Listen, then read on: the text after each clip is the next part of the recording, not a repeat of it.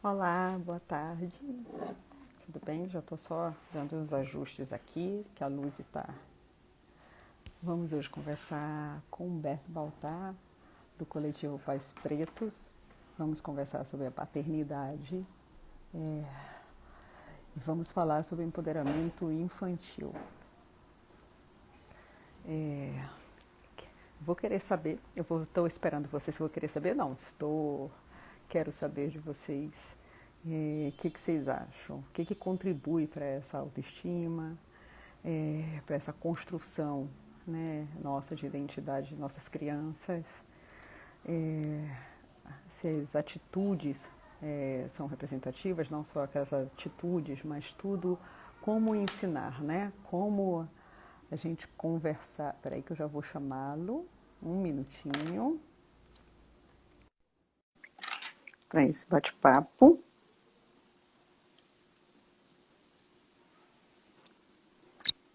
Olá, tudo bem, Humberto? Seja... Tá me ouvindo bem?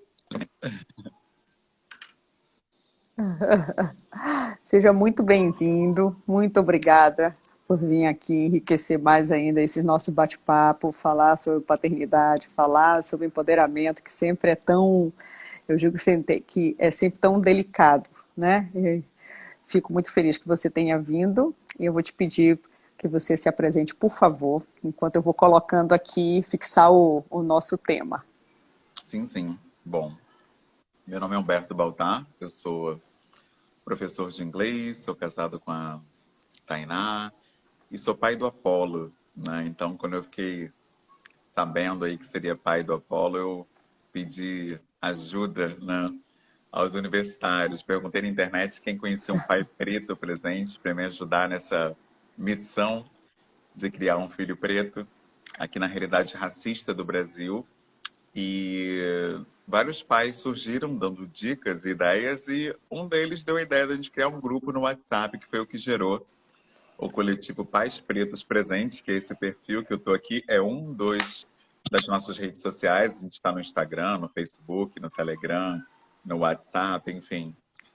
E tem sido incrível, né? Uma rede de apoio que inicialmente era para pais pretos, mas que, com o passar do tempo, passou a ser uma rede de apoio para pessoas envolvidas com a educação de crianças pretas, né? Porque começou para os pais, mas as mães se interessaram também, se aproximaram, então surgiu um segundo grupo para pais e mães conversarem. Depois as mães fizeram um grupo mais focado nelas, que as questões das mulheres também são diversas. Então surgiu assim o Mães Pretas Presentes. E as pessoas brancas que têm filhos adotivos ou enteados pretos e queriam saber como empoderar racialmente essas crianças também quiseram se aproximar do coletivo. Fizemos um quarto grupo, que é o Pais e Mães de Pretos Presentes. E assim nós crescemos de uma forma que o WhatsApp não deu conta, porque só cabe 256 pessoas lá, em cada grupo. E aí fizemos uma página no Facebook. Aí a página já está com 30 mil pessoas, só que a página tem uma questão, né? As publicações lá são todas públicas, todo mundo pode ler o que se fala. E como a gente está num momento muito polarizado da sociedade e que tem um segmento da sociedade que acha que as discussões de minorias, elas são coisas de comunista, enfim, mimimi e por aí assim por diante, deram a ideia da gente fazer um grupo fechado no WhatsApp para a gente poder conversar com maior liberdade.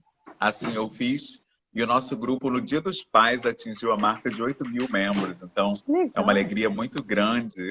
O Pais Preto Presente está no Facebook também, num grupo fechado. E lá a gente conversa com uma maior liberdade. E como a ideia do empoderamento, ela passa necessariamente, pelo menos no nosso entendimento, pelo estudo de valores africanos, princípios ancestrais africanos, já que a gente precisa se valorizar enquanto povo, enquanto cultura, as nossas origens, acabou nascendo também um grupo de estudos no Telegram, onde a gente está estudando o livro Espírito da Intimidade, que traz valores ancestrais africanos para a vida familiar, para a vida afetiva, para a vida em comunidade também, que eu acho que falta, né, esses valores na nossa sociedade. A gente está cada vez mais individualista, né? Cada um no seu quadrado, na sua Quadrado. caixinha. E isso está isolando muito as pessoas. Então, eu acho que a gente realmente precisa de um olhar mais comunitário da vida, um olhar mais coletivo. Então, a gente tem crescido muito através desse estudo. Como muitas pessoas da área das mídias, né, jornalistas, repórteres, usam mais o Twitter, a gente acabou criando o Twitter também para poder dialogar com essas pessoas, porque surgiu um interesse muito grande no nosso coletivo.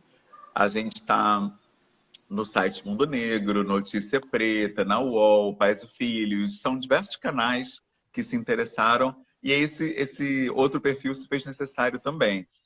E eu percebi que a gente estava fazendo muitas lives, muitas conversas riquíssimas, né, com pessoas assim fantásticas, tipo Érico Braz, Rodrigo França, o ator Nando Cunha, Nil Marcondes, tantas pessoas que a Aniele Franco, por exemplo, falou de maternidade real. Então foram tantas conversas riquíssimas que eu percebi que eu precisava guardar isso, porque se o Instagram decidir de uma hora para outra sumir com essas lives, Sumir.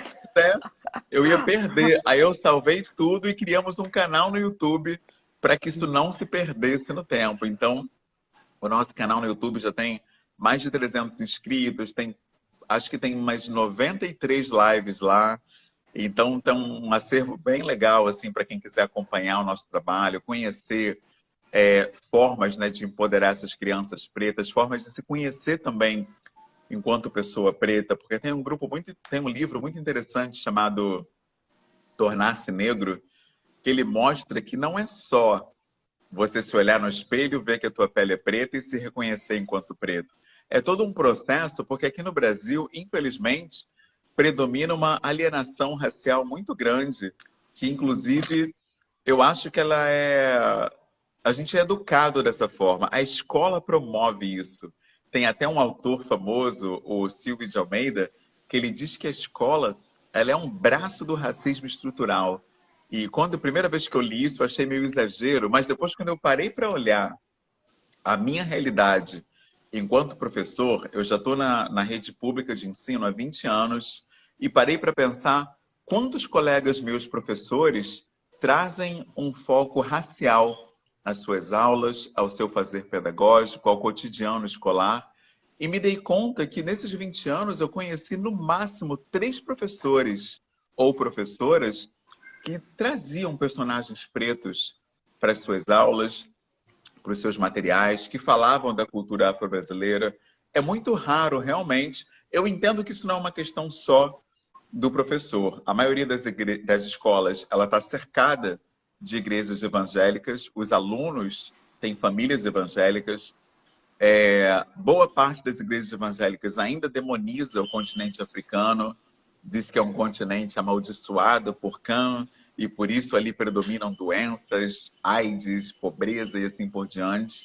Então fica muito difícil penetrar um discurso positivo de África no ambiente escolar. Eu entendo isso, mas eu realmente não concordo com essa postura de preferir não abordar esse conteúdo em tal. Eu acho que esse ingrediente especificamente é um forte fator que leva a gente a esse estado em que a gente se encontra de um racismo estrutural no Brasil. Acho que a escola realmente, como o Silvio de Almeida diz, ela acaba se tornando um braço forte desse racismo. Porque, por exemplo, você tem Carolina de Jesus, uma poetisa incrível.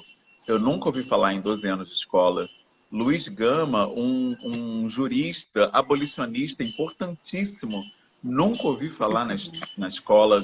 Aqui no Rio de Janeiro, a gente tem o Túnel Rebouças, que foi feito por um engenheiro preto, que eu nunca ouvi falar em 12 anos na escola. Vou Teresa assumir de Benguela. que eu não Nossa, é muita sabia. gente. Pois é. Não se fala, sabe? Não se Não fala. sabia. Em 12 anos na escola, não se fala nos personagens pretos.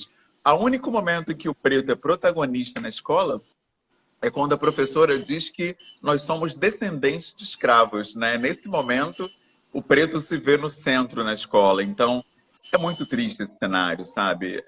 Não se dá destaque algum à cultura afro-brasileira, embora exista uma lei para isso, a Lei 10.639/03 diz que a gente deve ensinar a cultura afro-brasileira mas eu percebo que isso não é abraçado, em parte pelo medo, porque, de fato, existem casos em que eu soube de um caso, por exemplo, que uma professora foi falar sobre os orixás e acabou sendo afastada da escola. Então, é real. De fato, há uma perseguição em quem traz esse conteúdo.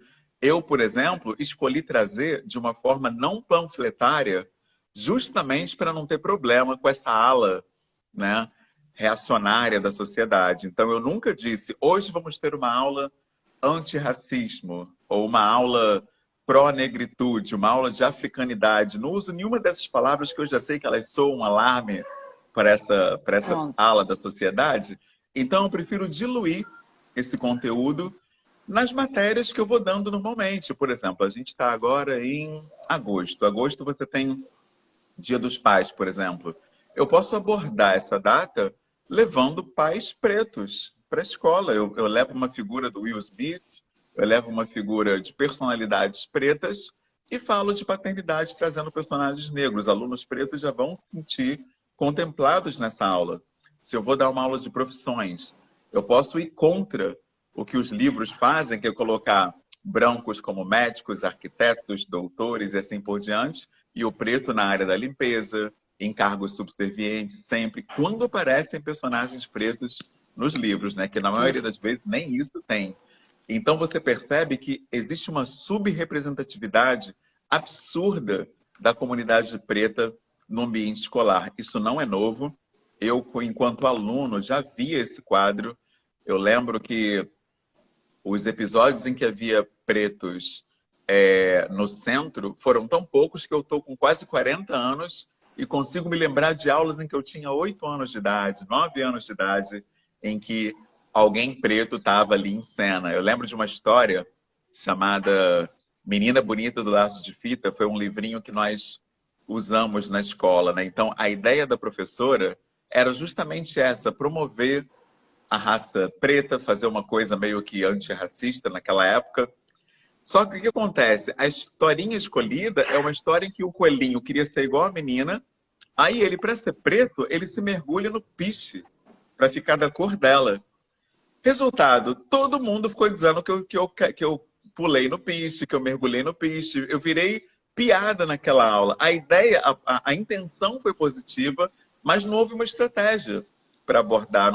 Isso não foi planejado. Então, até quando você tenta fazer uma promoção, né, da negritude ou do antirracismo, se não há um planejamento adequado, aquilo contribui para o bullying e para o próprio racismo, né? Curiosamente. Tem, Então, sabe, você falou é uma coisa, complicado. desculpa, você falou uma coisa, esse livro, eu tenho 2 filhos, né? Uma de 6 e um bebezinho. E ela ganhou um livro, exatamente esse, A Garota Bonita, Laços de Fita. E o mais interessante é que eu fui ler, quando eu li, né, diante dos privilégios, li, e para mim soou incômodo quando eu vi. Aí eu falei assim, não, mas peraí, eu não vou contar essa história aí, que tem alguma coisa que não tá me incomodando aqui. E aí eu fui conversar com algumas pessoas próximas e disseram, não, Dani, você está exagerando. Eu falei, não, gente, é uma coisa muito... Ele olhou, achou bonito, mas ele tem que se sujar, ele tem que comer não sei o quê. Era a forma É. que eu não tinha, eu Uhum. dizia assim, que eu não tive embasamento. Eu falei, não, eu vou deixar aqui quieto. E aí, quando a pessoa me deu o livro, ela me deu assim, que os cabelos da minha filha são cacheados, que era para ela nunca recusar o cabelo. Eu falei, mas ela nunca viu nada demais. Por que será que ela tem que ler uma coisa para... Eu fiquei pensando que, tipo, eu nunca precisei ler para eu me aceitar, sabe? Tipo, eu vou ler alguma... Aí Exatamente. depois eu fiquei... Aí você vai vendo que aquilo é mais profundo mesmo, e que é como a gente fala. Ontem mesmo, na live, a gente conversando, falando assim, as pessoas que falam que é mimimi é porque elas nunca foram o que tiveram embaixo do sapato, né? Porque o sapato, quando Exato. aperta, ele não tá doendo. Quem tá embaixo tá sentindo. E aí eu me lembro Com que aquilo certeza. passou a incomodar, mas assim, muita coisa você vai vendo, você vai lendo e você vai desconstruindo e vai vendo coisas que você fez. Eu falo assim que é muito difícil você se reconhecer fazendo exatamente. Ó, isso é meu, Miguel. Ela falou, está enraizada. É exatamente, você se vê reproduzindo como piada. Só que aí você olha que aquela piada não é engraçada. E a Sim. pessoa, ela tenta tirar, depende, uns tiram por menos, outros se afastam. E é sempre o, né? E você que começa a não tolerar a brincadeira, você é o chato, você não sabe Sim, brincar, sim. você não exagera. Eu falei que é muito enraizado, né? Com Muito. certeza, demais, demais. Não existe um preparo para lidar com essas questões. E eu tive a oportunidade de falar essa semana para uma multinacional e foi a primeira vez que eu vi como acontece isso que você acabou de falar, que a questão bate na nossa porta por uma forma que a gente nem imagina. Tinha um funcionário que estava comentando que ele adotou duas crianças pretas. E aí na escola tem um ritual lá, acho que é à tarde, que a professora penteia o cabelo das crianças. E aí ele já sabendo, já prevendo tudo, né? Porque preto tem cabelo crespo, você não passa um pente simplesmente assim e já penteou. Então ele foi correndo lá, se antecipou e falou: não, os meus filhos você não precisa pentear, eu agradeço e tudo, porque o cabelo crespo é todo um tratamento, eu penteio no banho, com ele molhadinho, eu hidrato. É outra coisa, senão vira aquela cena clássica, né, que puxa o pente, a criança grita de dor, uma loucura. E ele já prevendo tudo isso, se antecipou e tratou essa pauta, né? E é interessante, porque se a gente não tem essa empatia espontaneamente, a gente acaba sendo forçado a ter quando de alguma forma isso bate na nossa porta. E eu acredito que esse estado em que a gente está, do bullying, do racismo na escola, ter atingido escalas nacionais, você vê o tempo todo uma notícia em algum estado do Brasil, algo assim assustador. Eu acho que chegou nesse ponto, principalmente porque o antirracismo nunca foi uma bandeira da branquitude, né?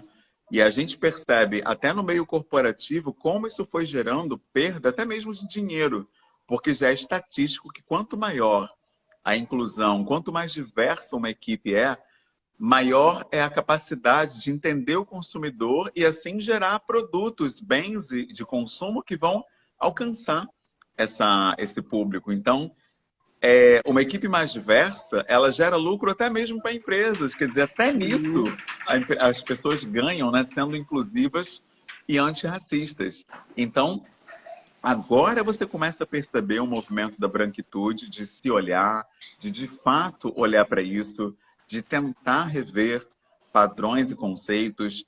Surgiu a figura do consultor racial. Olha só, uma coisa, tem que chamar uma pessoa, um especialista, para explicar para uma escola como não ser racista, para explicar para uma escola que o projeto político-pedagógico não deve falar da raça preta só no mês de novembro, que é o mês da consciência negra, ou só no dia de zumbi, em abril. Você tem que ver uma pessoa especial para isso. Eu acho uma loucura ter que existir essa profissão, sabe? Mas se é o que tem, né? Vamos lá. Mas que é muito louco você tem que pagar alguém para explicar que pessoas pretas também querem ser tratadas normalmente na escola. Ela quer ser só mais um aluno ali. Ela não quer ser um ET que não se vê no material, não se vê nas aulas. É tratada de forma vexatória, porque essa aula sobre escravidão para qualquer criança preta é altamente constrangedora, principalmente por professores que ainda fazem, né, esse discurso de que nós somos descendentes de escravos,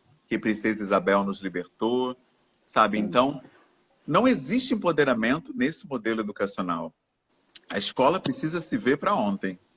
Teve uma situação também você falando, e aconteceu próximo, né, na minha realidade, que você vai contando contos para envolver a criança, e teve um detalhe que a minha pequena questionou, que ela falava assim, que em determinado momento, o conto, a moça tinha sido amaldiçoada, e aí para ela ser amaldiçoada, ela não era para ser, uma bruxa tinha enfeitiçado, e era para ela não ser reconhecida por aquele príncipe. Aí eu falei, nossa, e aconteceu o quê? Mamãe, então, esse que é o problema. E disseram que ela ficou negra. Eu falei, gente! E Caramba. aí eu fui questionar a história, depois na coordenação. E aí, quando eu fui questionar, me disseram que era um exagero, que o preconceito era meu, porque eu estava vendo algo em exagero. Eu falei, não, mas vem cá, se eu sou estou vendo aquilo, eu falei, é uma criança. A criança olha essa Claro. representatividade e é exatamente o que você falou. A criança vai começar a zoar a outra, vai brincar, e que ponto eu vou interpretar aquilo? É, Sabe? Ah, olha aí, você é amaldiçoado. Olha só. com Tipo, certeza, exatamente isso.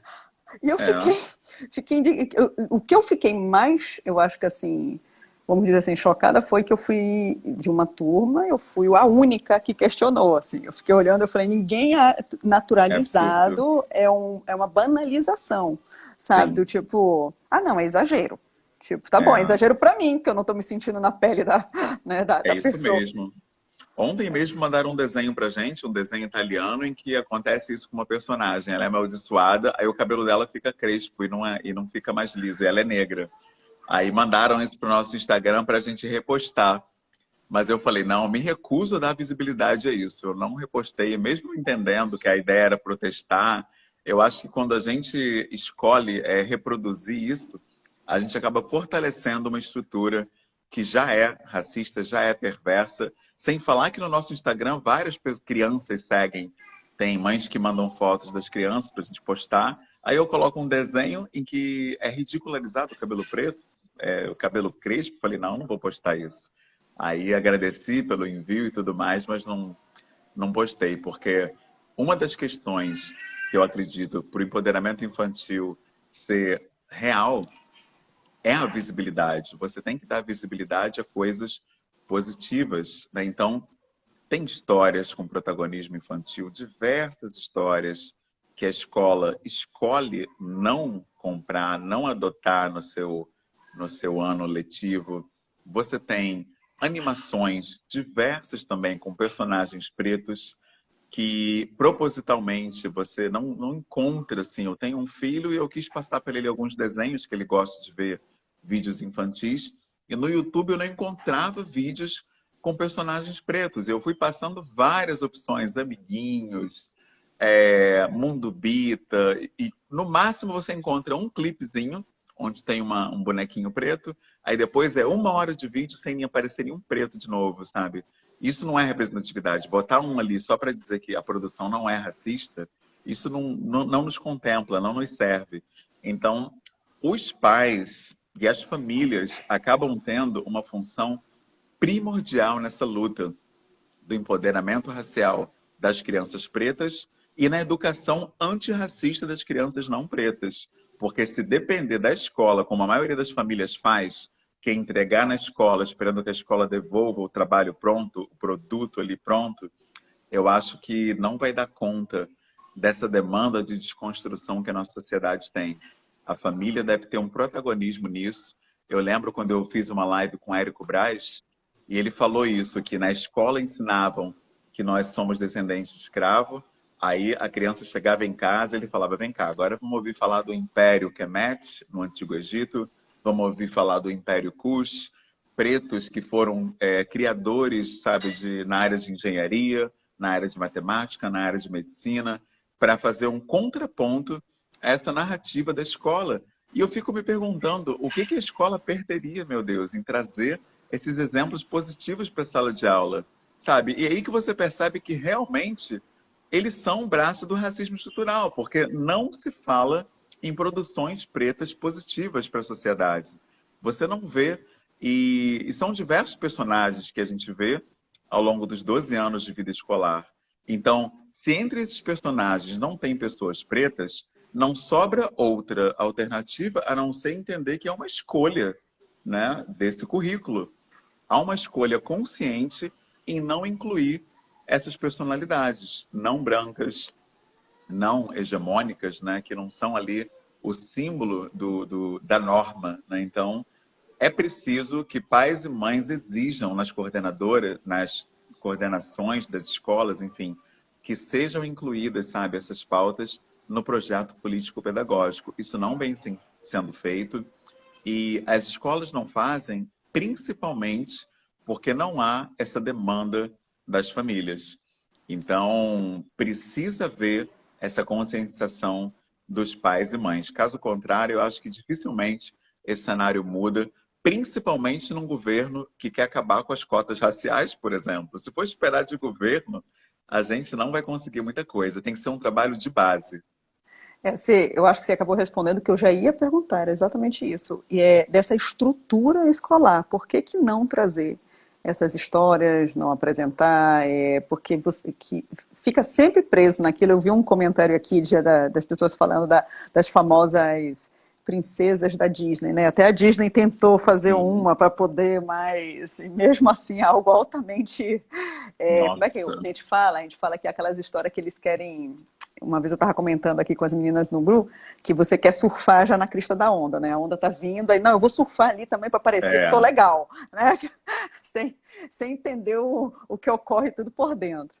E eu vejo, e ocorre isso nas escolas, por exemplo, eu comecei a ir atrás de indicações de livros, eu tive, como eu te falei, comecei a olhar isso do livro que incomodou, enraizar, porque, inclusive, eu vi uma conversa da Clélia Rosa, e perguntavam para ela, como é que se educa uma criança, né? Assim, ela falou assim, você sim, vai educar primeiro pelo exemplo dos pais, você olhando o que você faz, as suas ações, e eu me lembro que ela sim. falou muito disso, desta cobrança. Ela falou assim, você precisa ir lá questionar na escola, você precisa trazer, por que que não? Aí ela comentou que ela faz essa busca, e quando ela vê, ela é a única, assim, daquela mãe, de um grupo, por que que não, Exato. né?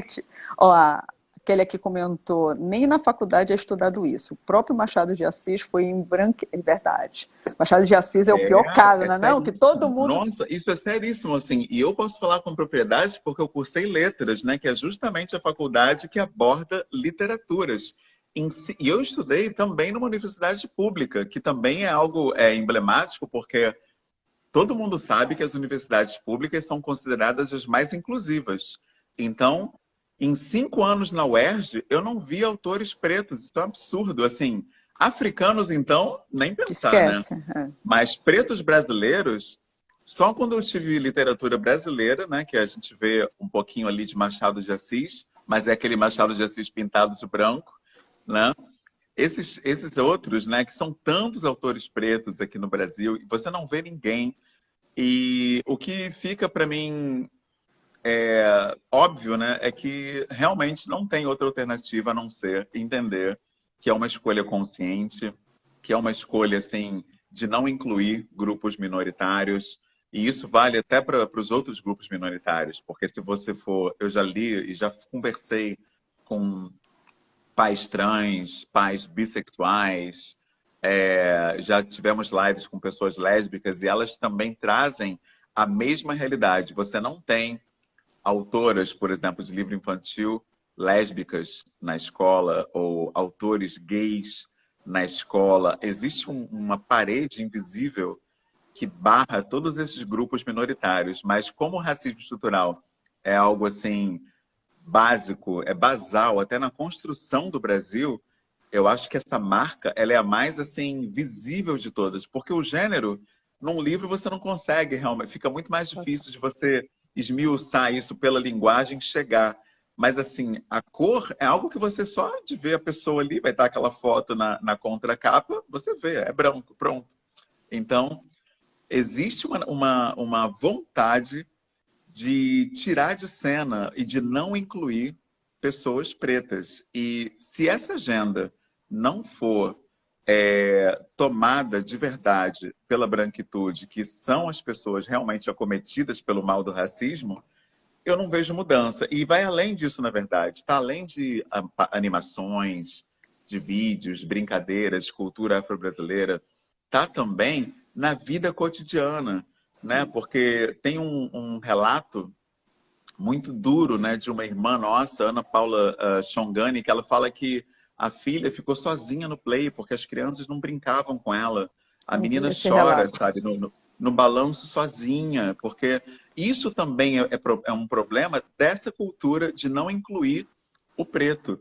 Aí o argumento, né, geralmente é, mas nós somos de classe média, então no nosso condomínio não tem crianças pretas. Todo bairro tem uma pracinha, todo bairro tem clube, sabe? Existe, pode ser feito um esforço para que o seu filho interaja com crianças pretas, sabe? Não tem como uma pessoa passar a infância inteira sem ter amigos pretos, sem que a família tenha decidido conscientemente Isso, porque não existe ambiente no Brasil, a maior população preta fora de África, onde não tenha crianças pretas. Não existe isso. Mesmo lá no Sul, sabe, não tem como você falar que não teve acesso, que não viu, que não existia. Isso é uma escolha.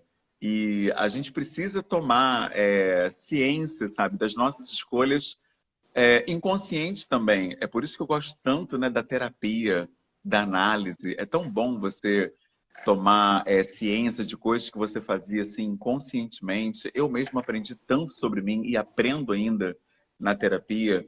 Eu acho válido, sabe? Porque você começa a entender mecanismos que operam em você sem que você se dê conta. É como nós homens somos obrigados a fazer com machismo, né? Todo mundo é obrigado a fazer com racismo estrutural, até nós pretos, porque nós reproduzimos muitas coisas em função do que é passado para a gente desde a infância. A gente não percebe, mas é passado no nosso imaginário, por exemplo, que o menino preto ele pode roubar a gente, ele pode ser um pivete, um trombadinho. Então, se eu estou, por exemplo, numa mesa, numa praça, tomando um sorvete espontaneamente, vem uma criança preta correndo, instintivamente, muitos de nós pegam o celular e protegem o Já celular. puxa assim, Porque né? Já faz lá. a mídia o tempo todo bota pra gente exemplos de crianças pretas roubando, crianças pretas traficando, crianças pretas fugindo. Então você fica, opa, peraí, deixa eu tomar cuidado. E isso é uma coisa que é incutida na nossa mentalidade, da mesma forma que a gente não vê famílias pretas felizes, seja nos filmes, nos seriados, nas novelas. Você vê o homem preto ali abusivo, agressivo, alcoólatra muitas vezes. Então, se você não tem essa representatividade, você acaba não vendo, no sonho mesmo das crianças, ser um pai feliz, ter uma família, sabe, em que ele leve as crianças para passear numa pracinha. Você não vê isso, não faz parte do imaginário da criança preta. Eu faço muito esse exercício em sala de aula, principalmente com essas crianças de 6 a 8 anos, que eu acho que é um público fantástico para você fazer um diagnóstico de como está a casa daquela pessoa. Você perguntar quais são os sonhos deles, aspirações, né? Como é que eles se imaginam no futuro. Nossa, é impressionante, assim, como eles têm uma visão pessimista ou talvez realista, né? Dependendo de onde eles venham, de futuro, assim, porque no meu caso, a escola onde eu trabalho, ela fica na Cidade de Deus, que é uma comunidade dominada pelo tráfico, pela criminalidade. Então, a maioria deles vê pessoas pretas mortas praticamente toda semana. Tiroteios, operações da polícia. E quando não estão mortas, estão ali com uma pistola na mão, estão exercendo ali atividade no tráfico, estão no crime. Então, como é que essa criança vai se espelhar, né? Onde ela vai ter referências positivas de pessoa preta? É por isso que o fato de eu ser o professor, por exemplo, de crianças, o simples fato de eu pisar em sala já é uma forma de militância, que a criança está vendo uma pessoa preta numa posição diferente daquela que ela está acostumada a ver, que é ou no crime, ou morto, ou subrepresentado. Então, a gente realmente precisa ter uma consciência de que deve haver uma atitude ali, um esforço, né, de incluir referências pretas na vida das nossas crianças. Isso tem que ser feito assim, arbitrariamente, né? Tem que haver essa Tem que escolha. ter. Ô, Não Humberto, tem chegou uma jeito. pergunta aqui que foi passando, o pessoal está passando, eu vou puxar. Ah, É, legal. ela perguntou aqui, a Manuela perguntou se tem algo pontual que você possa fazer. Ela diz que ela trabalha no judiciário, né? Ela é assistente social e um dia atendeu uma criança. E ela falou que os atendimentos são pontuais. E a criança falou que a escola relatou que... a menina relatou a ela que falavam da cor dela, né? E ela disse que isso incomodou ela por dias, ela estava doente. Ela decidiu ir na escola, mas com a quarentena ela ficou, né, parou. E ela ficou se perguntando se na abordagem ela poderia ter feito algo mais, porque ela disse que só conseguiu falar que achava ela bonita, tipo, né, ela iria na escola. Sim, sim. Eu fiquei muito surpreso, assim, porque eu não sabia que a escola, né, as pessoas envolvidas, os pais podem ser representados pelo que a criança faz. Foi muito interessante saber isso. A gente conversou com uma advogada numa live e ela colocou isso pra gente. E eu achei muito bom, porque, de fato, você não pode responsabilizar uma criança de 9, 10, 11 anos, mas aquele discurso não vem do nada. Não. Então, aquilo vem de uma postura de casa. Então, provavelmente em casa você tem falas racistas, você tem comentários, piadas com pessoas pretas. Então, isso vai desembocar em algum lugar. E a criança não tem jeito, ela é uma esponja, né? Ela vê a gente fazer. Eu aqui em casa vejo meu filho. Ele me viu ouvindo uma música com fone, eu coloquei o fone na mesa. A primeira coisa que ele fez foi pegar o fone e botar no ouvido. Ele nem Uhum. sabia que aquilo era para ouvir música. Ele tem 1 ano, chegou agora no planeta, nem entende nada. Me viu fazer, fez. Assim são os nossos filhos. Se eles verem a gente fazendo comentários de criança preta, falando que a criança preta parece isso, parece aquilo, ela vai achar que é legal falar isso, vai falar exatamente a mesma frase no dia seguinte na escola. Então, isso vem de casa e é possível, sim, fazer uma representação legal contra esses pais para que eles se coloquem publicamente e, enfim, se comprometam com a mudança dessa criança e respondam pelo que aconteceu. É muito importante a gente usar esses recursos e na escola também, se algum material for vexatório, for humilhante para a criança preta, a escola também pode ser representada, principalmente a figura da coordenação, que é quem define qual material entra ou não na escola. Por isso que é importante uma coordenação ser ativa, porque senão o professor entra com materiais em sala, ninguém sabe, e aí quem que responde por isso? Porque tem diversos materiais, hoje ainda, extremamente problemáticos. Assim, eles mandam para a gente, os pais e mães do nosso coletivo. Eu já vi material humilhando famílias pretas, eu já vi material... Tem um livro chamado Aritmética de Narizinho, de Monteiro Lobato, em que o Visconde de Sabugosa, ele diz nitidamente, na cara da tia Anastácia, fala, isso é crença de mulher preta, sabe? Humilha mesmo, e ela sai andando, ela sai assim para a cozinha, né? Triste, isso é narrado também no livro. Então, quer dizer, como é que você lê uma coisa dessa, gente, na escola, para crianças de 12, 13 anos? Uma criança preta que está ali ouvindo isso, ela vai pensar imediatamente na avó dela nessa cena. Ela vai se sentir ali diminuída, acuada.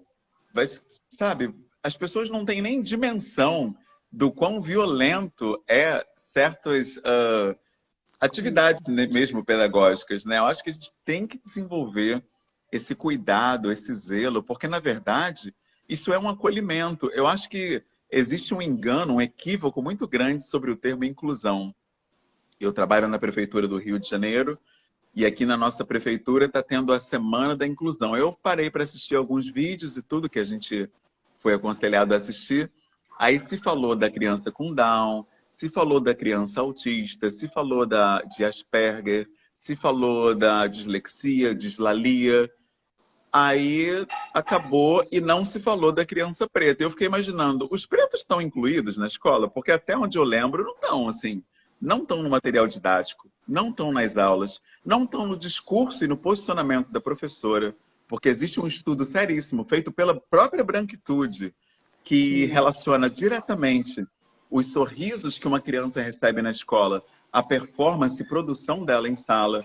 Se a professora tem esse imaginário da criança preta como pedinte, como assaltante, como traficante, pivete, assim por diante, dificilmente ela vai sequer esboçar um sorriso para essa criança. E o pior, vai ser um processo inconsciente. Se você perguntar para ela, ela vai falar, não, eu sorrio para todo mundo, trato todo mundo bem, porque ela nem se dá conta. bom. Por isso que o racismo estrutural é tão sério, a gente faz sem perceber. Então, é algo que é muito além, precisa ver algo consciente, como uma reunião mesmo, uma capacitação como essa que foi feita na jornada inclusiva. Eu acho que devia haver ali também crianças pretas naqueles vídeos, naquelas falas, naquelas orientações, porque é um ledo engano achar que só porque crianças pretas foram colocadas em sala de aula, elas Vai estão estar. incluídas. É até uma violência, na verdade, na minha opinião, você colocar uma criança preta ali sem acolher. Eu falo porque eu vivi isso. Eu estudei 7 anos na cultura inglesa, sendo o único preto da turma, dos 12 aos 19 anos. Eram piadas, eram chacotas, eram insinuações. E aí eu precisava terminar o curso, que eu queria sair dali fluente, que eu já queria ser professor de inglês desde pequeno. Então, eu aguentei calado, valeu a pena. Hoje eu tenho uma empresa maravilhosa, dando aulas pelo Skype, pela internet, mas só eu sei como foi, assim, difícil, sabe, esse tempo todo, principalmente quando a gente é pequeno ainda não entende, não sabe o que é racismo estrutural. A gente não sabe por que quando tem uma festa na sala, todo mundo é convidado e a gente não. A gente não sabe por que na escola, quando tem a festa junina, todo mundo encontra o par para dançar e a gente tem que dançar com a professora. Eu vou fazer 40 anos ano que vem e eu me lembro da terceira série dançando lá com a tia Lourdinha, porque ninguém quis dançar comigo no sorteio lá da festa junina. Sabe, a criança que é sorteada não quer, porque eles inventam um sorteio justamente para, como foi sorteio, aí você tem que dançar, né? Mas aí esse tem que, isso não funciona Não com criança. Ela não funciona. quer e ponto final. Então, eu não sei o que se faz. Eu não sei se você cancela a dança, sei lá, dá uma estratégia, inventa um jeito que não humilhe a criança preta, né? Então, a escola, ela não pensa em nada disso, assim, é impressionante. E eu, como professor na escola, me vejo sendo obrigado a mediar várias coisas para tornar a permanência da criança preta ali minimamente palatável, pelo menos na minha aula, né? Porque quando terminar a aula de inglês, eu saio da sala e aí só Deus, Não, né? você falou algo, eu puxo da minha memória de ter estudado, assim, que tenha me marcado, única, eu lembro de, por muito tempo, eu estudei só numa única escola, então era o mesmo grupinho que ia subindo, que era aquela época de quinta, oitava, e só tinha uma negra, só uma, ela, e aí, e eu lembro de uma vez, exatamente disso, de aniversário, fomos todos, e aí ela foi embora cedo. Não percebi, depois muito tempo, saiu da escola, eu conversando, ela conta que é criança, está na casa espalhando, ela escutou quando a mãe de uma da nossa coleguinha tinha pedido para lá, a empregada, a babá, ficar de olho nela, porque sabe como é que é esse pessoal de... Ela escutou como Nossa, criança, a gente tinha 10 anos, 10 anos aí. E eu lembro disso, ou seja, uma coisa, eu me lembro é que eu me terrível. choquei por ela, imagine ela, né? Tipo, desse tipo de comentário. É É. terrível, assim. São muitas dores que as pessoas nem falam, porque as pessoas não vão ter, assim, primeiro, não vão ter empatia, e as que tiverem empatia, muitas vezes, por não ter a questão da vivência, né? O famoso lugar de fala, Uhum. não vão entender. E às vezes vão querer silenciar, diminuir. Vai ser igual você falou, né, sobre a história, né, que você foi falar na escola. Ah, peraí, você está exagerando, não é bem assim. Poxa, é óbvio que se a pessoa é diminuída na historinha pelo tom de pele, as crianças vão Será? associar na hora. Vai ser assim, ó, na hora. Brincadeira, como aconteceu comigo nessa menina bonita. Exatamente. Exatamente nessa página, a gente nem virou a página. Quando aparece ele ali deitado no piche, todo coisa, a criança já olhou para mim na hora. Ih, Humberto, você deitou no piche? Pronto, virei a piada. Não tem jeito, cara, é inevitável, sabe? Tem que se pensar nisso. Eu não sei como uma pessoa bota uma história assim em sala de aula sem considerar as consequências, sabe? É uma falta de empatia, é uma coisa assim É uma falta de lugar brutal. de fala mesmo, né? A pessoa não se É brutal, assim. percebe e A acha que escola tá. realmente não é à toa que nós pretos somos os protagonistas na evasão escolar, né? Não Sim, é à toa. sim, Você sim. não se sente em casa ali acolhido ali, bem quisto ali, nada, né? Você não se sente Quando, bem-vindo. quando a gente olha, eu trabalho, acompanho partos, enfim, e aí o que a gente vê nessa nossa área de tipo de violência, quando é a mulher negra, né, e eu já vi relatos de casos, é porque é do imaginário, e aí é negra, aguenta, ela vai aguentar, é fácil, você vê coisas assim, que como isso é mais profundo mesmo, e tem momentos ainda que eu fico, tipo, literalmente sem reação, sabe, da Sim. situação. Eu odeio esse livro de Menina Bonita do Laço. Pois é, eu também não gostei. Esse livro subiu, foi. Eu nem doei porque não vale a pena, tipo, espalhar, né? Tipo, mas eu guardei, porque É senão muito difícil. Essa questão do racismo estrutural, ela é tão difícil que a gente está falando de empoderamento infantil das crianças, mas isso cruza a adolescência, vai para a vida adulta e chega tão forte que você vê pessoas incapazes até mesmo de mitigar isso quando o momento pede. Porque, por exemplo, eu lembro quando o Apolo nasceu, né? Eu estava lá com ele, a minha esposa, na perinatal, ela ali fazendo a força para ter filho.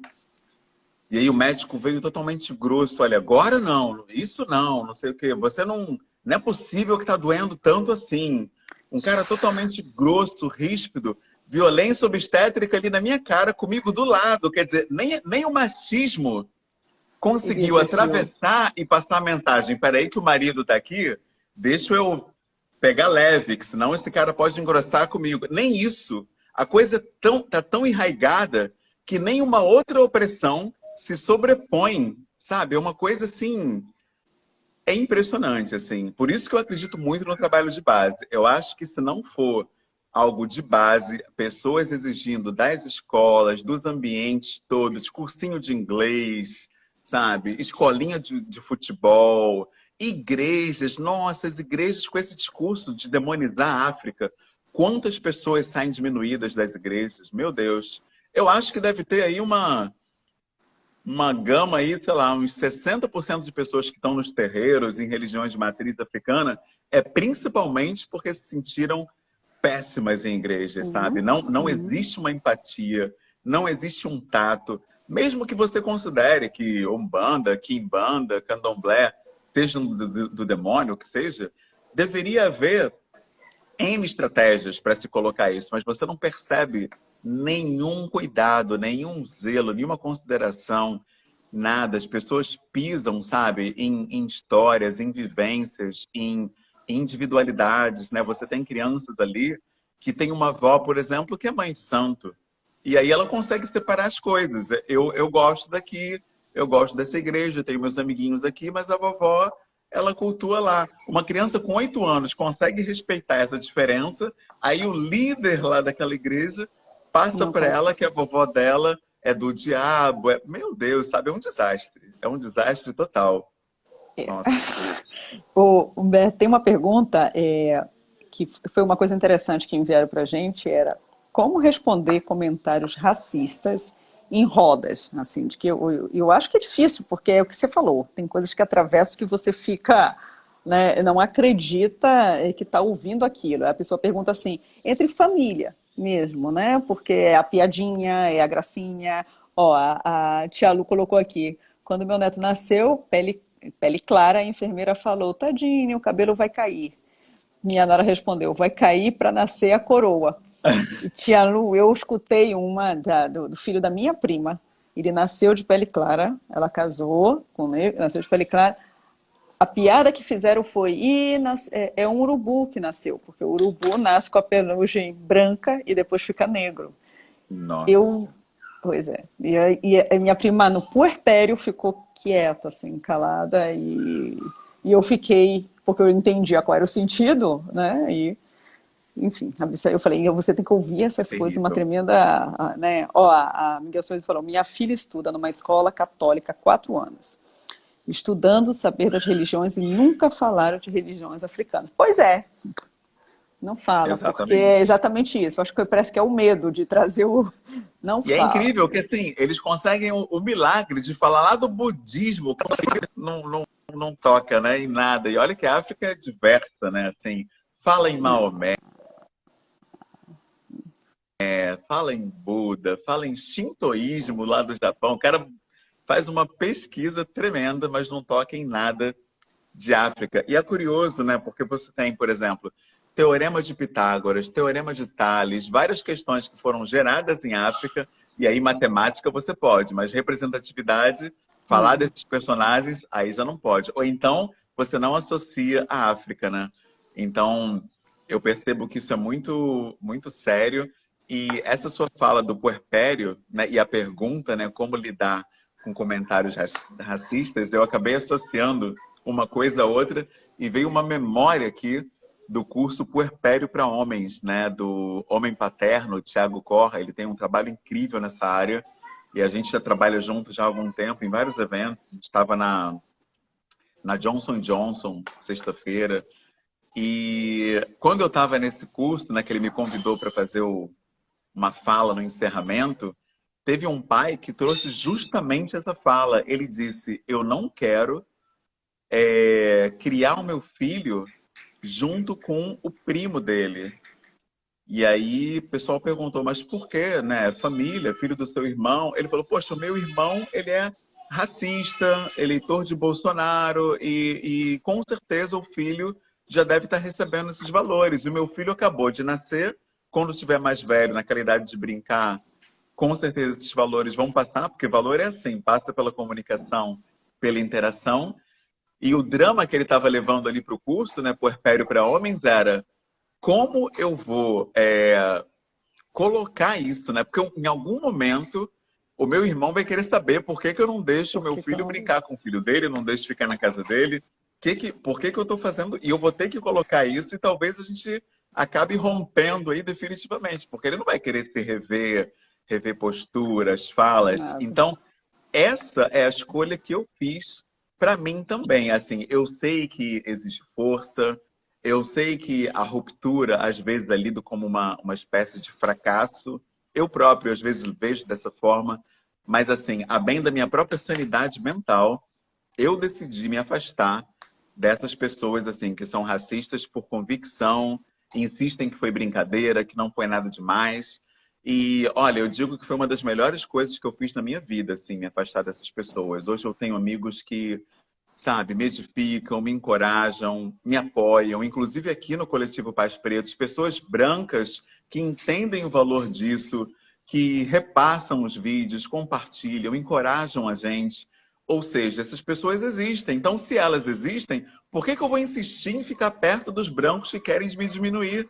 Sejam com piadas, sejam com insinuações, com trocadilhos. Isso são microviolências que vão minando a nossa autoestima e a gente nem percebe. Quando a gente se dá conta, a gente está se vendo desse tamaninho.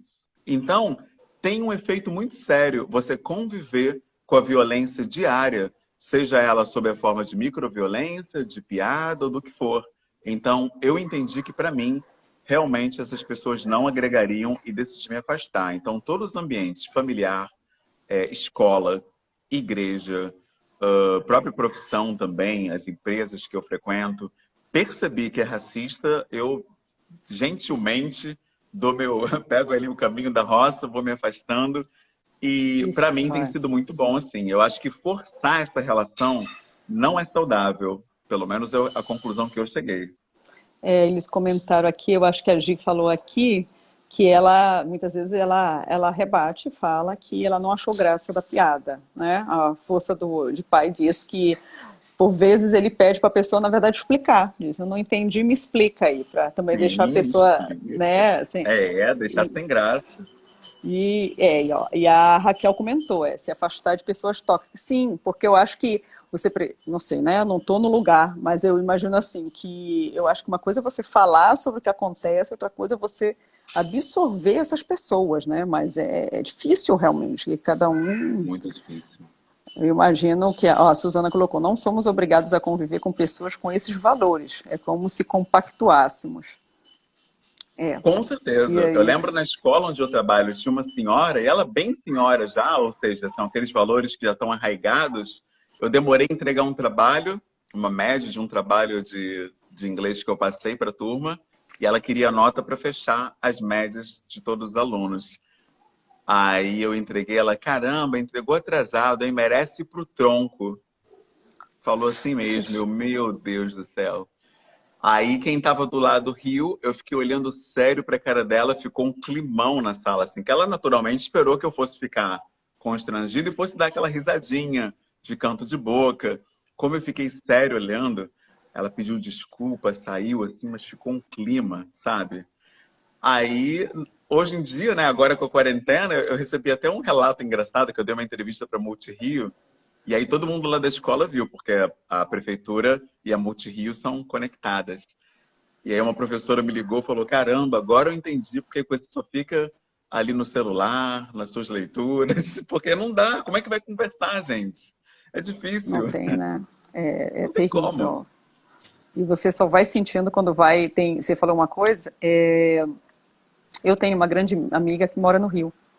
E uma vez a gente voltando à noite, ia voltando, ia para um negócio, vínhamos andando, e a gente estava com as crianças, e aí, vamos pegar um táxi, vamos, vamos. Ela fez sinal ali por Copacabana, ele passou, fez de novo, não parou, aí ela falou assim para mim, dá uns passos mais à frente e faz você o sinal. Aí eu falei, por quê? Aí ela falou, faz que ele vai parar. Aí eu olhei e falei, tá, andei mais à frente, fiz sinal, ele parou. Aí eu olhei Nossa, para trás, eu falei, ela vai vir comigo. Aí ele olhou para mim e falou assim, vocês não vão subir morro agora não, né? Aí nossa. eu fiquei meio, eu falei, a gente quer ir para as próximas quadras ali, pouco, né? Aí, tá, aí ela entrou. Só que eu fiquei sem razão. Depois, quando desceu, eu perguntei para ela, ela falou, por causa da minha cor. Eles concluem que eu sou É, negra, eu só posso morar em, tipo, se eu vou, posso roubar, tô enganando. Foi inacreditável isso, assim, tipo, pra mim, é. né, gente? Eu fiquei num, sabe? Eu falei, imagine você passar por isso todos dia, todo momento, ser Nossa, eu julgado. lembro que eu cheguei atrasado na escola várias vezes porque eu não conseguia pegar um táxi de manhã. Às vezes eu acordava um pouco atrasado, falei, pô, melhor ir de carro do que ir transporte público, né? Os táxis não paravam, assim. Uma das melhores coisas que aconteceu foi ter Uber, mas mesmo com Uber e 99 já são vários casos de racismo também documentados, relatados, viralizados nas redes sociais.